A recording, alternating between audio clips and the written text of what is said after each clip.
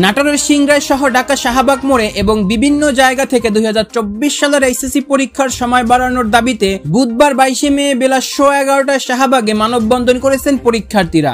মঙ্গলবার বেলা 11:30টার দিকে সিংড়া কোর্ট মাঠে এ মানববন্ধনের আয়োজন করেন উপজেলার উচ্চ মাধ্যমিক স্তরের বিভিন্ন প্রতিষ্ঠানের পরীক্ষার্থীরা।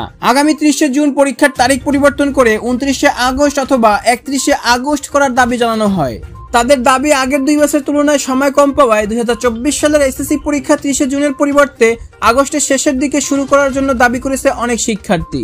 সামাজিক যোগাযোগ মাধ্যমে তারা আরো বলে, এই দাবি মেনে না নিলে আমরা আরো মানববন্ধন ও আন্দোলন করব। এই নিয়ে তারা আগামী 26 মে রোজ রবিবার আন্দোলনের ডাক দিয়েছে 2024 সালের এসএসসি পরীক্ষার্থীরা। কিন্তু ইতিমধ্যে পরীক্ষার্থীদের এই দাবির বিষয়ে জানতে চাইলে শিক্ষা বোর্ড কর্মকর্তারা বলেন, পড়াশোনার জন্য সময় কম পাওয়ায় সিলেবাস সংক্ষিপ্ত করা হয়েছে। এখন আর এ পরীক্ষা পেছানোর কোনো সুযোগ নেই। এই মানববন্ধন করতে গিয়ে 2023 সালের এইচএসসি পরীক্ষার্থীরা আন্দোলন করেছিল। এতে 6 জন শিক্ষার্থী আটকের অভিযোগ এবং বিভিন্ন শিক্ষার্থী বিভিন্নভাবে ক্ষতিগ্রস্ত হয়েছিল, যাতে করে তারা পরীক্ষার হলে গিয়ে ঠিক মতন পরীক্ষা না দিতে পেরে তারা এই পরীক্ষায় অনেক খারাপ ফলাফল করেছিল। এই বিষয়গুলো ভেবেচিন্তে তোমাদের এই মানববন্ধন ও আন্দোলন করা উচিত। মূলত তোমরা এভাবে পরীক্ষা পেছাতে থাকলে তোমাদের গ্যাপ কখনোই পূরণ হবে না। তোমাদের নিজেদেরও বয়স বাড়ছে, তোমরাই আবার ভার্সিটিতে গিয়ে সেজন জটে পড়বে। তোমরাই অনার্স করতে গিয়ে 4 বছরের জায়গায় 6 বছর লাগবে।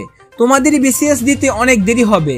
এক্ষেত্রে এখানে আবার বলতেছো খারাপ ফলাফল করলে ভার্সিটিতে গিয়ে তো চান্সই পাবো না।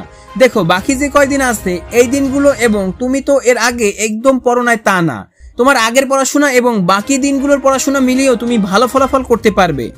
একটা কথা চিন্তা করে দেখছো, 97% থেকে 98% পরীক্ষার্থী ভোট দিয়েছে এক্সাম পেছানো হোক, বাট আন্দোলন বলো বা মানববন্ধন, সেইখানে সেই 97% পরীক্ষার্থীর মধ্যে 10% শিক্ষার্থীও আন্দোলন করতে যায়নি, কারণ তারাও বুঝে পরীক্ষা পেছানো হবে না। সেই ক্ষেত্রে পড়াশোনা বাদ দিয়ে যদি আন্দোলন করি তাহলে 2023 ব্যাচের মতন আফসোস করতে হবে।